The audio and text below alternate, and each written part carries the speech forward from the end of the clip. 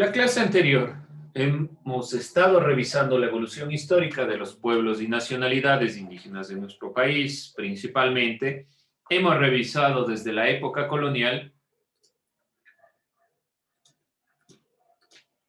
los temas que se refiere a lo referente a la perspectiva de lo que tiene que ver con el proceso histórico que tiene que ver directamente con los pueblos y las nacionalidades en nuestro país. Hemos visto en la época colonial la perspectiva del video sobre Fernando de Aquilema.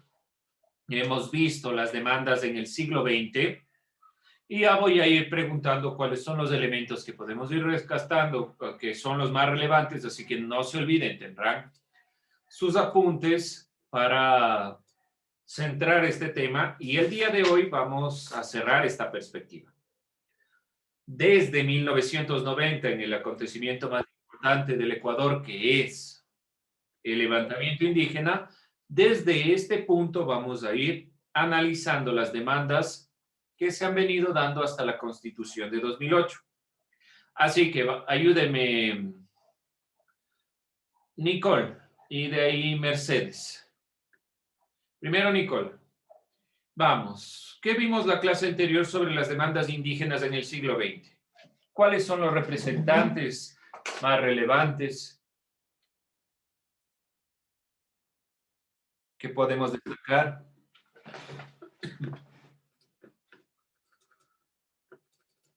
Vamos haciendo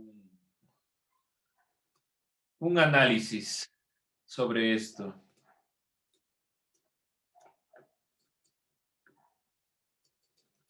Sí, no, profe, tal vez. ¿Qué me dice Nicole? Que había una indígena, no me acuerdo muy bien el nombre, que les ayudó a los indígenas a salir Había un adelante. indígena que les ayudó a los indígenas.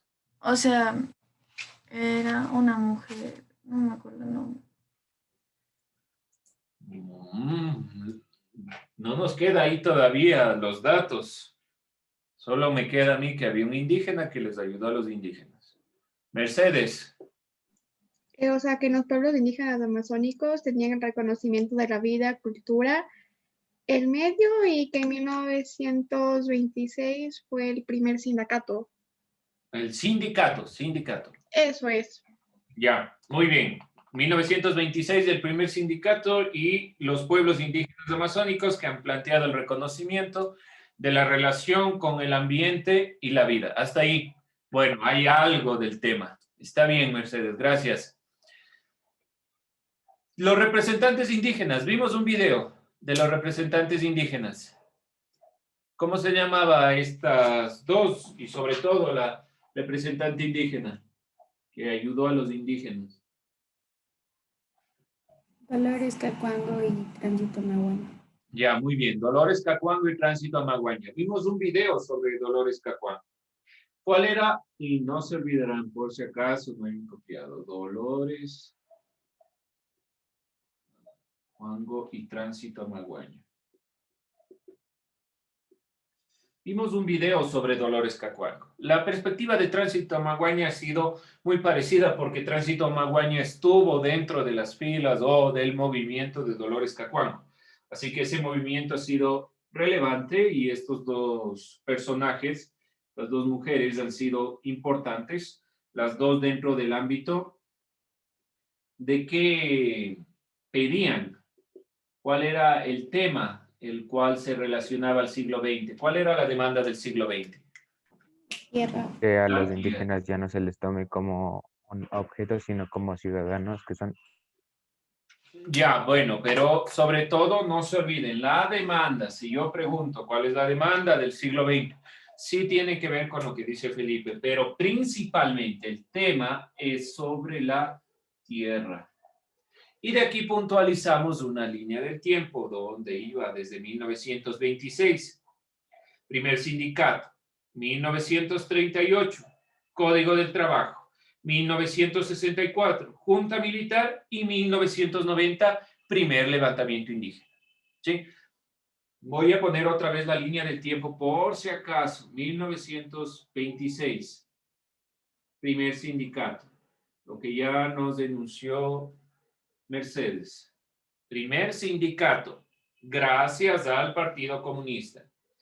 1938. Código del Trabajo y la Ley de Comunas. Por primera vez existe una ley para el trabajo agrícola. 1964. Por primera vez una reforma agraria. Verán que estoy repitiendo, por favor, la línea del tiempo, estoy repitiéndola por si no la tienen o si falta algo. Y finalmente, 1990, primer levantamiento indígena en el Ecuador. ¿Por qué estoy recapitulando esto?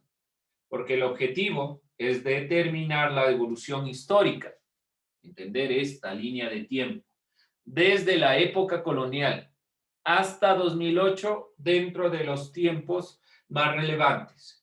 Y vamos a iniciar esta clase con el primer levantamiento indígena en el Ecuador. Revisamos otras demandas, no solo de los pueblos y nacionalidades indígenas, mejor dicho, no solo desde las nacionalidades, sino desde otros pueblos, como Mercedes denunció, por ejemplo, los indígenas amazónicos, también los afrodescendientes y también los montubios. No olvidarse estos elementos que serán los grupos que van guiando esta perspectiva. ¿Sí? Esto no olvidarse. Primer sindicato, ley de trabajo y de comunas, reforma agraria, primer levantamiento indígena en el Ecuador. Entonces, comenzamos esta tercera parte. Dígame, Felipe. En el 64 tampoco también no se dio el eliminación del Huasipungo. Muy bien. La reforma agraria trae la eliminación del Huasipungo. Gracias, Felipe, por puntualizar eso. No se olviden, 64, reforma agraria y se elimina el Huasipungo. No se olviden que era Huasipungo, porción de tierra que circunda la hacienda que le dan los dueños para que trabajen a nombre del hacendado, una especie de pago que en realidad solo les permitía vivir en ese lugar. Listo. Vamos entonces desde 1990 para adelante. En esta tercera parte de la evolución histórica de los pueblos y nacionalidades, específicamente de la evolución histórica de las demandas de los pueblos y nacionalidades. Desde 1990, que es el punto en el cual nos quedamos, se produce en el Ecuador uno de los acontecimientos más importantes para la historia de los pueblos originarios de nuestro país, el así llamado levantamiento indígena.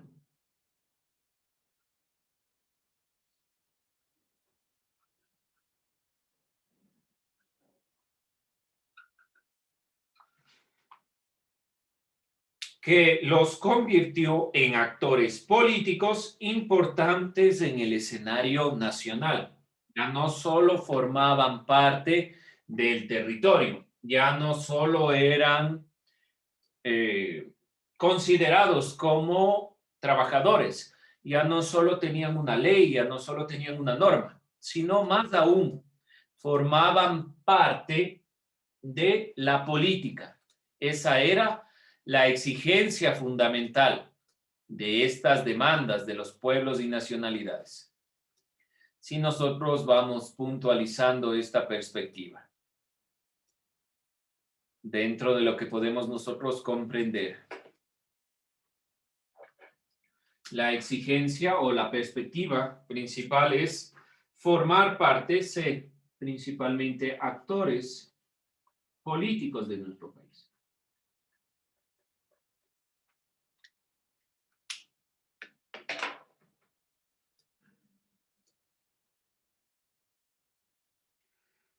La valorización de su identidad cultural y su necesidad de preservar los elementos que la caracterizan como pueblos únicos, poseedores de culturas y saberes propios, ha permitido construir nuevas propuestas a lo largo de los tiempos, es decir, cambiar constituciones, cambiar normativas, cambiar ideas, no solo en cuanto al trabajo, sino sobre todo en cuanto a ser actores principales del diálogo político y del diálogo en general de la realidad.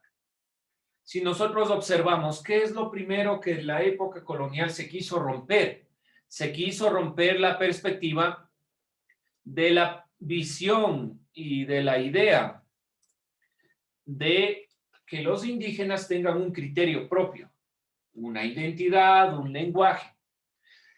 Desde el levantamiento indígena, principalmente, además de reconocerles como trabajadores, se les debe reconocer dentro de su cultura. Además de actores políticos, entonces se debe reconocer su cultura en general. Como colectivos históricos, se generalizó a nivel internacional un convenio desde 1990 y anteriormente en 1989 que ampara y protege el derecho colectivo de los pueblos y grupos tribales. Entonces, entre el intermedio de lo que estábamos viendo, para que se dé este levantamiento indígena a nivel internacional, se proclamó un amparo de derechos.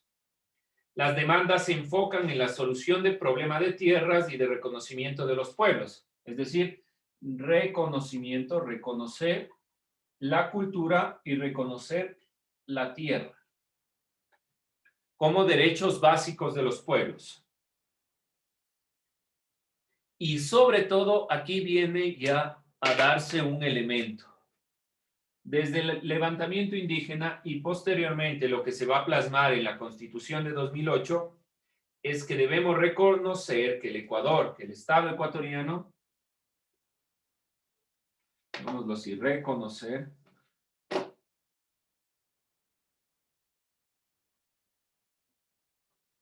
ya para la Constitución de 2008 directamente, el Ecuador como un Estado plurinacional y multicultural. Dentro de esta perspectiva, ya puntualmente, 2008 reconoce este Estado intercultural y plurinacional.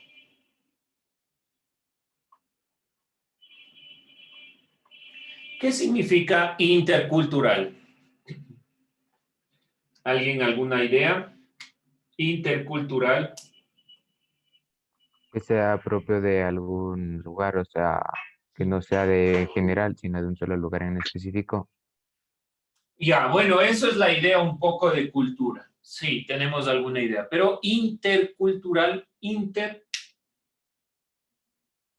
¿qué será intercultural? Si no, busquémoslo. ¿Qué será intercultural? Búsquenlo, búsquenlo. Intercultural.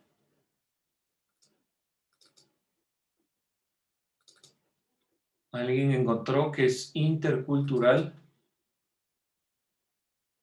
Diferencia de culturas. Diferencia, sí, hay una diferenciación de las culturas. Cada cultura tiene su criterio. Por eso el levantamiento indígena es un reconocer cada una de las culturas. ¿Qué más es intercultural? Comunicación y interacción entre las distintas culturas. Muy bien, un elemento que no podemos nosotros olvidar. Debe existir una interacción colectiva de cada uno de los grupos sociales entre los criterios que tiene una cultura con otra. No es la idea que simplemente un pueblo tenga una cultura y ahí nos quedamos. sino que avanzamos la perspectiva hacia el diálogo, hacia la interacción entre culturas, interculturales. ¿Qué vamos a ver el día de hoy? Vamos a ver qué es el summa causa. Entonces, a puntualizar este elemento y vamos a ir introduciendo estos elementos para poder comprender esta perspectiva. Y plurinacional, ¿qué significa plurinacional? ¿Ideas? ¿Qué es plurinacional? Además de intercultural. ¿Alguien, alguna idea, alguna noción? Múltiples comunidades políticas. Y a múltiples comunidades, pero políticas, ¿a qué se refiere? Políticas. ¿Qué quiere decir con políticas?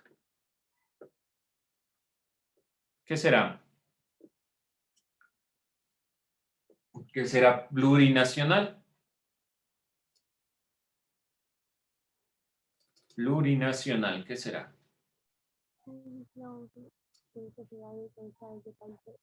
Un poquito más alto, Paula, no le escuché. División de sociedades o estados en países. Ya, muy bien. Que hay diferentes conformaciones de grupos humanos, ya sabemos que es una nación. Una conformación de grupos humanos que tienen una perspectiva común, que están dentro de un mismo territorio. Es decir, tenemos muchas nacionalidades, no podemos hablar solo de una, sino muchas nacionalidades que viven dentro de un mismo territorio. Y de aquí va mi pregunta. ¿Cuál es la diferencia entre nacionalidad y pueblo? ¿Qué se diferencia pueblo de nacionalidad? ¿O son lo mismo?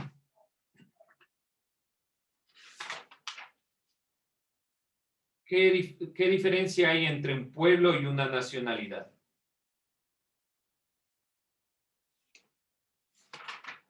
Creo que les voy a dejar la duda para seguir revisando. ¿Qué es un pueblo y qué es una nacionalidad? Para ir sacando estos elementos. Si no estamos hablando indistintamente de pueblos y nacionalidades. Acuérdense, la clase anterior hablábamos de las nacionalidades indígenas y de los pueblos afrodescendientes, de los pueblos indígenas amazónicos, de los pueblos montubios. ¿En qué se diferenciarán? Ya les voy a dejar esa perspectiva para que la puedan consultar y diferenciar. Y pueda ser mucho más concreto qué es un pueblo y qué es una nacionalidad. Es importante hacer esa diferenciación, aun cuando estén interrelacionados. Vamos con esta perspectiva. Entonces, a partir de 1990, con el levantamiento indígena, comienza a generarse un cambio de estructura, pero sobre todo la Constitución que enmarca ya todos los derechos para los pueblos y nacionalidades indígenas y en general para todos, es la Constitución de 2008. Esta Constitución enmarca al Estado como intercultural y plurinacional, y para redactar la Constitución, los pueblos y nacionalidades indígenas, montubios, afrodescendientes, presentaron sus demandas en torno a la diversidad cultural. Por lo tanto, esta Constitución es garante de derechos y sobre todo reconoce la diversidad cultural.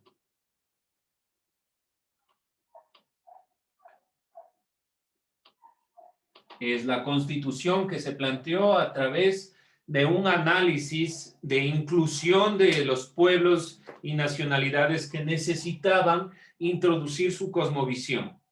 Uno de los elementos más importantes que rescata la Constitución y que recoge las propuestas indígenas incluyó el principio de convivencia armónico. ¿Alguien sabe qué es el summa causae? ¿Alguien ha escuchado? Summa causae, que también reconoce esta Constitución, o así llamado también buen vivir. Es un neologismo en quichua creado en la década de los 90. Sí, es un neologismo. ¿Qué significa un neologismo? Que es una nueva interpretación de un término quechua. Sí, pero ¿qué significa? Vamos a evidenciar, tal vez si no tenemos del todo claro. Es una propuesta política y cultural de organizaciones. Ya, sí, está muy bien. Pero vamos identificando el término como tal. Bueno, hay una serie de dificultades en cuanto al término, pero no nos vamos a centrar en eso. En realidad, este buen vivir tiene esta significación. Sumac, que es plenitud, sublime, excelencia, magnífico, y causa, que es vida.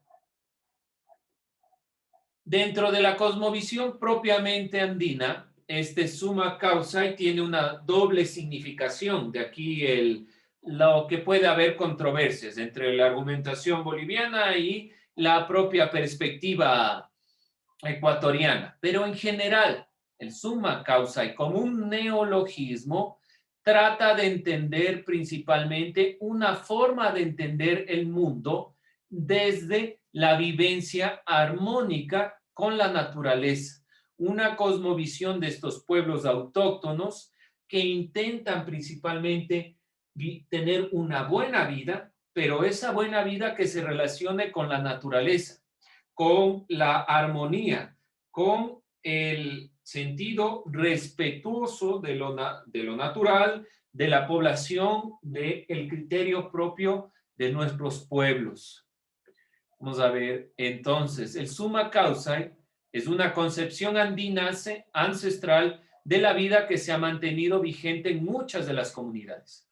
Significa lo ideal, lo hermoso, y que en definitiva es lo que ustedes pueden aquí visualizar, la plenitud de la vida.